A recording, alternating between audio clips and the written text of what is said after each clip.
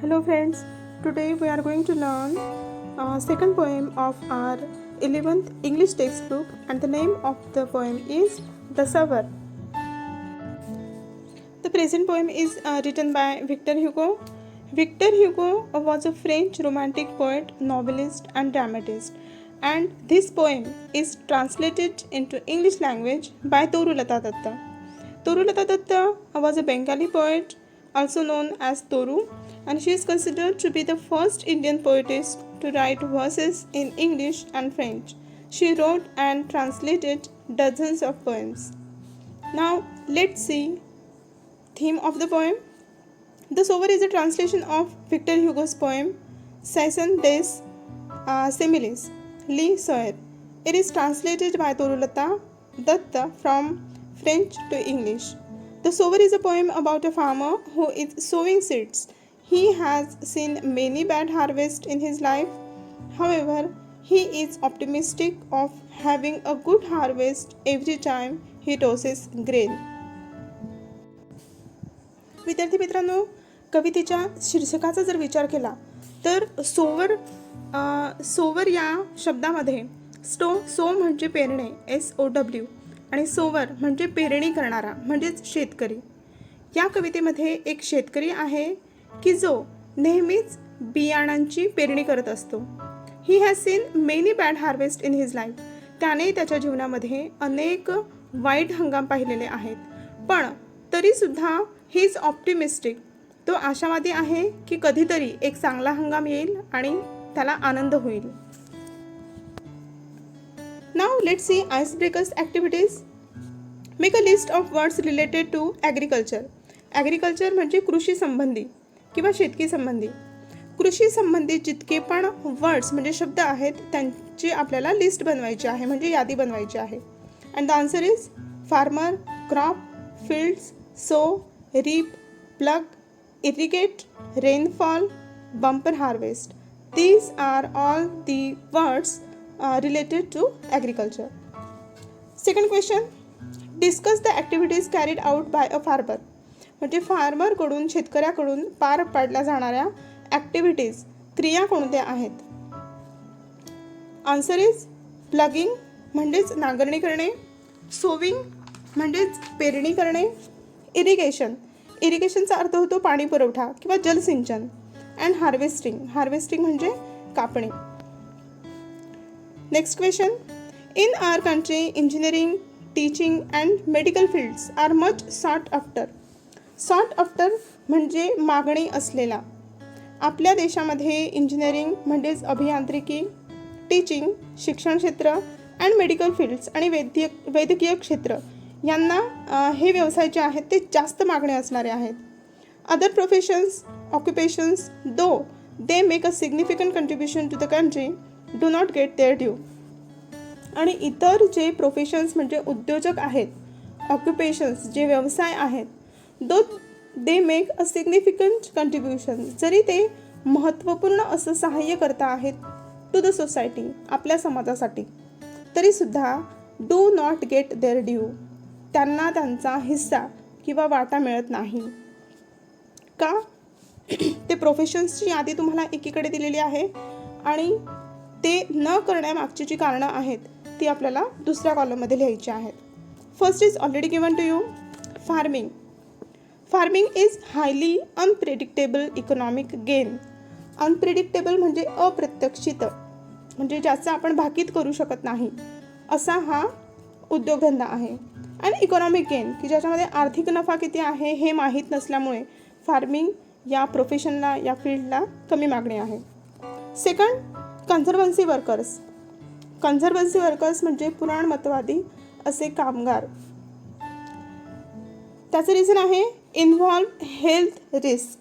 यांना आरोग्यसंबंधी जोखीम या उद्योगधंद्यात आहे आणि म्हणून याला कमी मागणी आहे. हाऊस हेल्पचं रिझन आहे no paid time off and no old age benefits. पुढचं प्रोफेशन आहे डेली वेज लेबरर्स म्हणजे रोजगार. It is unsafe work conditions. या ठिकाणी असुरक्षित अशी कामाची परिस्थिती असते. no housing, no proper education. Fourth, street vendors. Street vendors म्हणजे विक्रेते. रस्त्यावर लहान मोठा जो व्यापार आहे, व्यवसाय आहे, ते विक्रेते जे आहेत त्याच्यासाठी आहे uncertain income and harassment. That's why these professions and occupations have, though they make a significant contribution to the society, do not get their due. Next question is, agriculture is the backbone of the Indian economy. Fill in the boxes supporting this statement. Complete the following web diagram. या ठिकाणी आहे की भारतीय अर्थव्यवस्थेचा आधार, backbone म्हणजे आधारस्तंभ हा शेती आहे. आणि या विधानाचा पाठपुरावा करणारे रकाने या ठिकाणी दिलेले आहेत, बॉक्सेस या ठिकाणी दिलेले आहेत, रिकाम्या जागा आहेत त्या आपल्याला भरायच्या आहेत. Complete the following web diagram. Agriculture the backbone of India. आणि या ठिकाणी पहिल्या बॉक्समध्ये लिहायचं आहे, a large part of Indian population is involved in agriculture. Secondly, India's entire population of more than a billion depend every day on the food crops grown by our farmers. Third, survival of the population without their industries like IT or automobile is possible, but not without agriculture. And last one is, diverse geography and climate of India allows a variety of everyday to be grown suited the local conditions. आणि या ठिकाणी आपल्या ज्या ice ब्रेकर्सच्या activities आहेत त्या आपण solve केलेल्या आहेत. Now let's see the meaning, line by line meaning of the poem. या सदर कवितेमधील बॅकग्राऊंड असं आहे की कवयित्री ही तिच्या घराच्या प्रवेशद्वाराजवळ सायंकाळचे दृश्य पाहत निवांतपणे बसलेली आहे. Sitting in a porchway cool. Porchway म्हणजे प्रवेशद्वार. Sunlight I see dying fast. Sunlight म्हणजे सूर्यप्रकाश. आय सी मी पाहते. डाईंग फास्ट म्हणजे मावळणे. सूर्य हा झपाट्याने मावळतो आहे. Twilight hastens on to rule. आणि आकाशामध्ये आता ट्विलाइट म्हणजे संधिप्रकाश पसरू लागला आहे. वर्किंग आवर्स हॅव वेल नाय पास्ट. वेल नाय म्हणजे almost but not completely or exactly, just about म्हणजे पूर्णपणे संपलेला नाही तर थोडा बाकी असणे, त्याला वेल नाईट म्हणतात. कामाची वेळ म्हणजे जवळजवळ संपत आलेली असून shadows run across the lands. समोरच्या शेतात एक शेतकरी जो आहे, ती शॅडो जी आहे एका शेतकऱ्याची आहे. Run across the lands. आणि तो शेतकरी त्या शेतामध्ये अजूनही. But a sower lingers still. Linger म्हणजे रेंगाळणे म्हणजे फिरणे. पण एक शेतकरी अजूनही ती त्या शेतामध्ये रेंगाळताना फिरताना पाहते आहे. ओल्ड म्हणजे तो शेतकरी ओल्ड आहे, म्हातारा आहे. In रॅग्स RAGS. रॅग्स म्हणजे जीर्ण कपड्यातला. ही पेशंट स्टँड. आणि तो कष्टकरी म्हातारा जो आहे, जो शेतकरी आहे, तो शांतपणे त्या ठिकाणी फिरतो आहे, रेंगाळत आहे. Looking on I feel a thrill.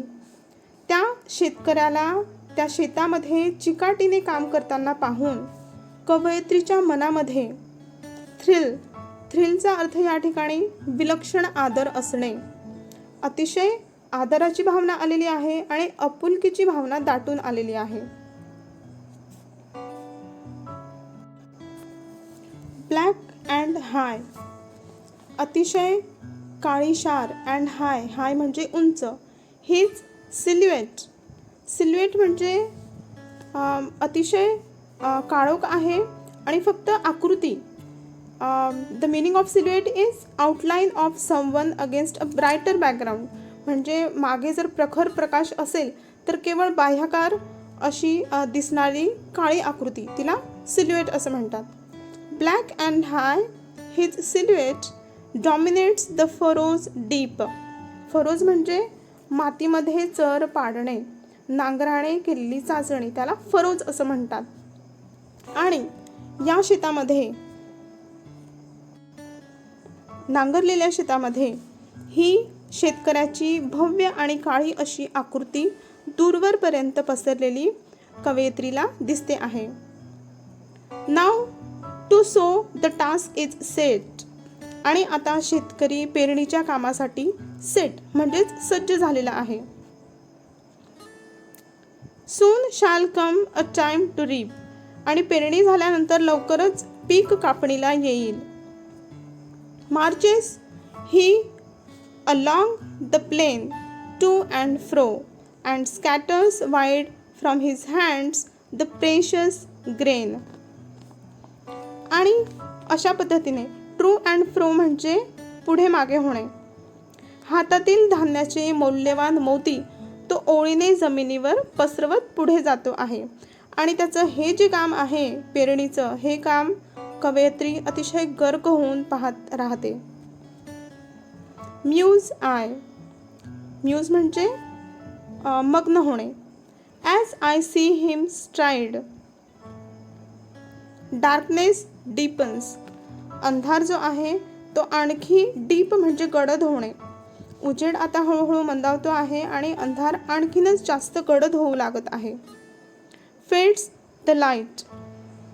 Now his gestures to mine eyes are august. The meaning of august is noble or dignified.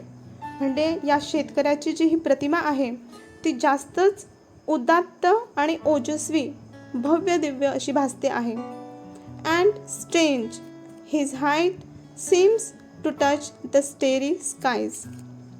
आणि ही शेतकऱ्याची मूर्ती जी आहे ती विलक्षण ओजस्वी, जणू त्याची ही प्रतिमा तिला आभाळा एवढी प्रभावी व उदात्त झाल्यासारखी वाटते आहे. अशा पद्धतीने कवयित्रीने एका शेतकऱ्याचे पेरणी करतानाचे जे वर्णन आहे ते या कवितेमधून अतिशय सुंदर शब्दात मांडलेले आहे.